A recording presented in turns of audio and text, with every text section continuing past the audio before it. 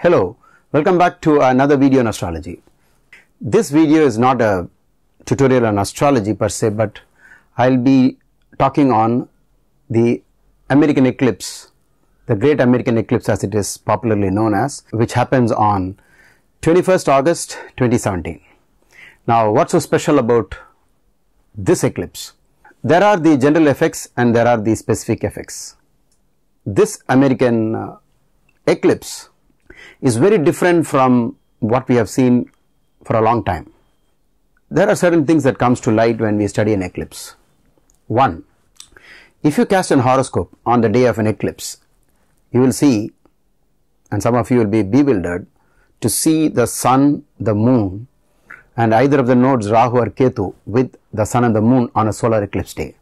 Now, this is great considering the fact that Indian astrologers have been doing the horoscopes for the last 5,000, 6,000 years, and they always place Rahu and Ketu in a particular point, and so they know when the eclipses are going to happen. There are a lot of stories in Indian mythology which says that people have used the knowledge of eclipses.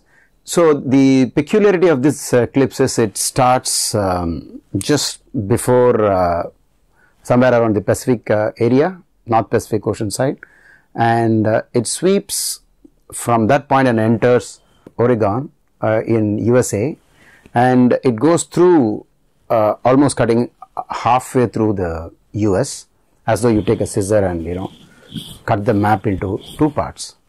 So you see it entering from Oregon and then exiting at South Carolina. So this is a very strange thing because this eclipse does not touch any other nation. It just covers only the US. Even the common man knows that the eclipse is not good. Even the doctors say it is not good because they say don't look at the eclipse. The same was said in the ancient times. They said, they told a story to the common man, look, there is a snake out there, a large snake that's going to gobble up the sun in case of solar eclipse. So stay back home, don't watch the fight, and don't worry about it. After some time the sun will eventually come out. This is a very rare eclipse because it happens in the daytime, and because of that you will actually see a big shift because the day becomes night or almost night. And during an eclipse the birds and animals and all these creatures get confused, but human beings do not actually get confused, but there is something else which happens to them during that time depending upon their horoscope. So one way to look at it is if you say the general effects, the nation over which the eclipse or the shadow of the moon falls is likely to go through some kind of extraordinary challenges, and this being a total eclipse, the challenges are likely to be for a full 6 months. This is stated in Muhurta books. If it is partial, it is 3 months, but if it is full, it's always 6 months. If you use a filter and on finding out who's going to get affected, the first filter should be where does it occur, and so you know that these are the people who might get into anxious situations within the next 6 months. And then the next filter is what nakshatra is this eclipse happening. So this time around it happens on Makha nakshatra, and Makha falls in Leo or Simha, and you know that Leo is the king, the big one, the number one. I'll be actually moving over to the green board and I'll be showing you Jagannatha Hora just to explain to you what's really happening in the sky. Usually an eclipse happens just close to the border of Amavasya and the Pratipat, which is the next Tithi. That's because the sun and the moon has to be together, and during a solar eclipse, if the moon is behind the sun, it is Amavasya, new moon or no moon. This itself is inauspicious. If you ask me how do we know that eclipses are Amavasya is bad, you find in Brihad Parashara Hora Shastra volume 2, you find that Maharishi Parashar said that if someone takes birth during an eclipse or a new moon, some remedies, some nivritti pujas have to be done, which clearly explains that there is something going wrong during that particular period. Sexual union is forbidden during this period. Now, what is afflicting and what is afflicted? So Rahu is the afflictor and the sun and moon are the afflicted. But if you want to be more specific about it, it's the sun that is actually afflicted. So those of you who are going through a sun Mahadasha, where the sun is already afflicted in your chart, maybe it is in the 8th or 12th house, and let's say you are going through its dasha or antardasha, then you might see a lot more trouble during the next 6 months.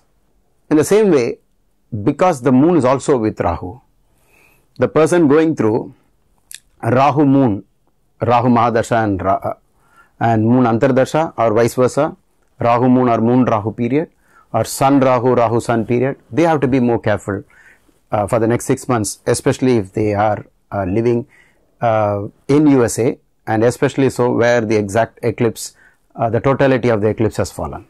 Totality means it will be completely dark, and the rest you will have some shadows. None of us like darkness, and darkness is very confusing, you make mistakes. So in the next 6 months, all Makha Nakshatra people should be very careful when they sign a contract or get into something new. They want to take a huge risk, they want to make a relationship, form a relationship. In all this there could be some deception, something which goes wrong. If you ask me, is there any way that this eclipse could be used, then please do this. If you have any, you have borrowed money from someone or maybe from a bank, try to make an online payment towards the principal amount, and it's believed that this loan that you borrowed will soon be wiped off. So you will have enough resources to pay it back. So this is one good way you can use it. And those who already have Pitru dosha in your horoscope, this is the best time to pray to your Pitrus, your forefathers, your ancestors.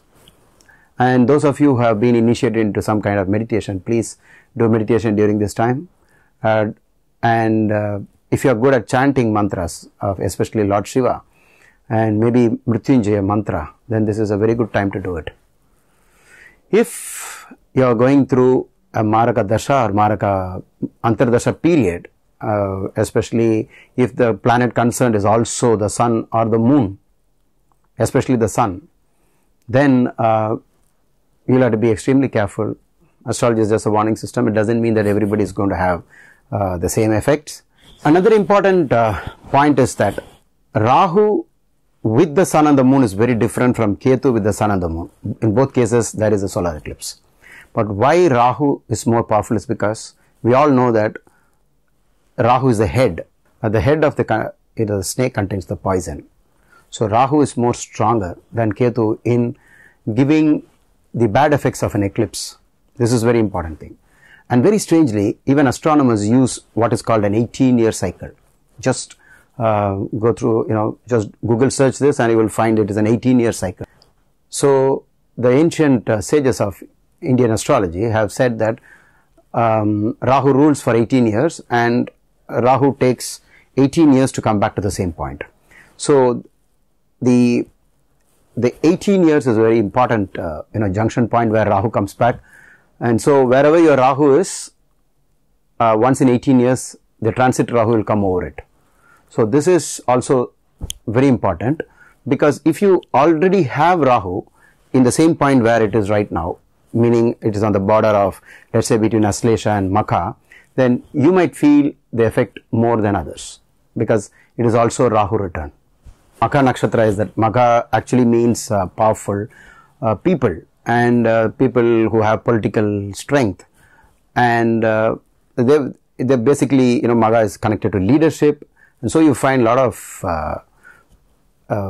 people who have made it to the top in the world of politics might be born in Makha Nakshatra. So when the eclipse happens over Makha Nakshatra, the leaders of the states or the nation where the eclipse falls, they should be extremely careful for the next 6 months. Be very careful with what they say and do. In an eclipse, there are only 4 participants with regard to astrology. You have Rahu, which you can see here, and the other one is Ketu, of course, because they'll always be on the same axis. They're 180 degrees apart.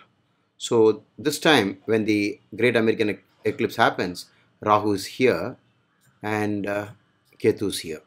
And if you notice, I have kept it very close to the border of Cancer and Leo. That's because Rahu is at 0 degrees and that itself makes it very inauspicious, because the 0 degrees of Leo is a inauspicious point called the gandanta. Now gandantas actually happen around here, 29 degrees and 1 degree, and here you have 29 degrees and 1 degree, and then you have another gandanta here, 29 degrees and 1 degree. So this time Rahu is actually in a very extraordinary poisonous place, and this is where it is.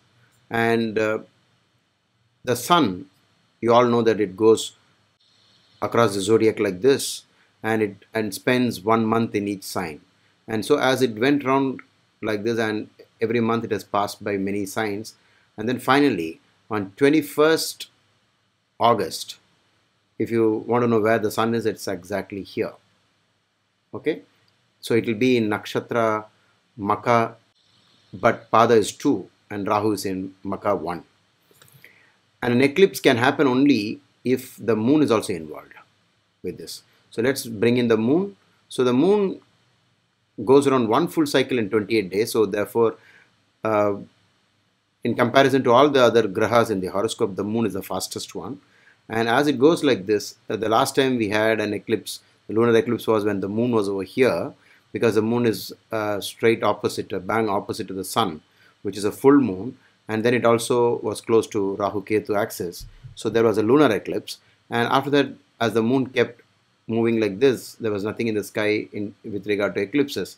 But then when the moon comes close to the sun like this, then there is a solar eclipse.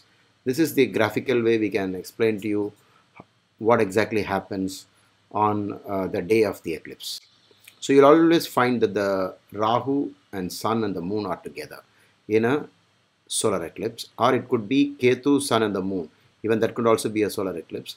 But Rahu, sun and the moon is much more poisonous than Ketu, sun and the moon, as I already mentioned in the video. So now we have opened up Jagannatha Hora, and let's look at the inputs I have used here to generate this horoscope over here, where I have shown you the Rashi chart. So it's August 21, and the city is Salem, Oregon, USA. And the time that I've used is 10:15 a.m., which is close to the exact point where the eclipse is at its peak. Interestingly, you can notice that the Lagna is, the ascendant is Kanya or Virgo, and you see in the Rashi chart the group of planets, or there's a grouping of planets in the 12th house. This itself is not a good indication, because the 12th house is house of loss. And so the eclipse actually happens in the 12th sign.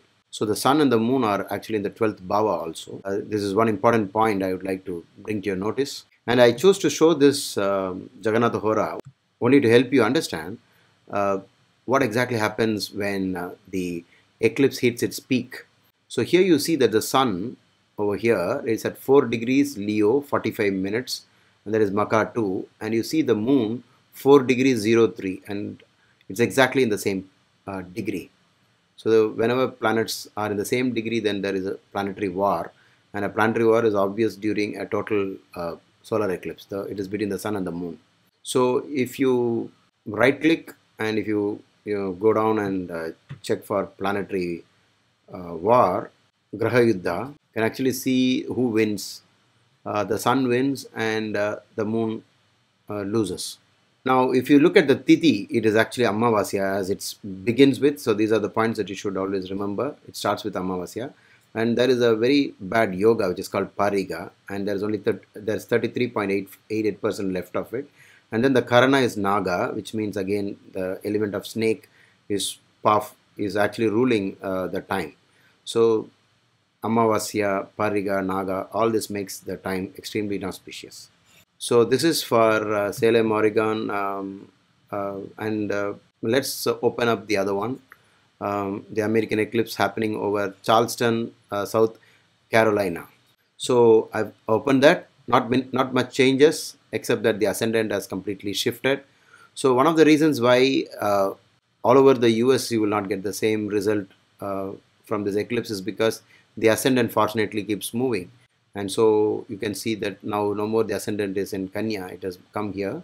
because it has come over to Scorpio or Vrishchika Lagna. So this is the 2:47 p.m. is the time when people in Charleston, South Carolina, will see the total eclipse, meaning that it will be quite dark. And so you come back to this point, you will see that the sun and the moon are in the same degree again, but this time the moon is ahead. So the separating of the moon has started. So that's the reason why the eclipses don't last. And as the eclipse happens, wherever this conjunction happens, you'll have to feed in the same, the date, time and place where it is happening. Then you'll always see that the sun and the moon is together whenever the peak eclipse happens. And because the moon is going forward, the eclipses don't last. And this time, the entire eclipse just covers the United States alone and does not spill over into other countries. Now let's sum up. While reading the effects of eclipses, there are always the general effects and the specific effects. General effects happen over a large area on the earth. Wherever the shadow of the moon falls, that place, that country or that nation usually gets affected by the eclipse. Now for the specific results, irrespective of whether you see the eclipse or not, irrespective of whether you live in a land where you see the eclipse or not, if you are born in the nakshatra in which the eclipse happens, then you have to be extremely careful and you should expect more challenges in life for the next 6 months if the solar eclipse or the lunar eclipse is total. If it is partial, then it is for 3 months. These are the only two things that you need to know about an eclipse. We have come to the end of this video. In case you have any doubts, please type them out in the comment section. And whenever I find the time, I'll answer them for you. And see you soon in my next video.